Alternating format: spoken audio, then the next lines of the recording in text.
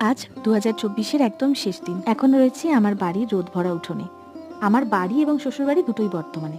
তাই গতকালই চলে এসেছি এই বছরের প্রথম আর শেষ দিনটা সকলের সাথে কাটাবো বলে। জানি না আগামী বছর আমাদের জন্য কি কি অপেক্ষা করছে, তবু বলবো শেষ দিনটা যেন সুন্দরভাবে কাটে। 2000 সালে বাবা মারা যাওয়ার পরে আমরা দুই বোন, মা, দাদু, দিদা একসাথেই থাকি। বিয়ের আগে অবধি শীতকালের সকাল দুপুর আমাদের এই উঠোনেই কেটে যেত। কিন্তু বিয়ের পরে এমন দিন খুব কমই এসেছে যেখানে আমরা সবাই একসাথে বসে শীতকালের রোদ মাখছি। তাই ভাবলাম আজকের সকালের এই টুকরো ভিডিওগুলো টাইম লাইনে রেখে দিই। পরে কখনো যখন বাড়ি থেকে অনেক দূরে থাকবো তখন এটা দেখলে যদি মন ভালো হয়ে যায়।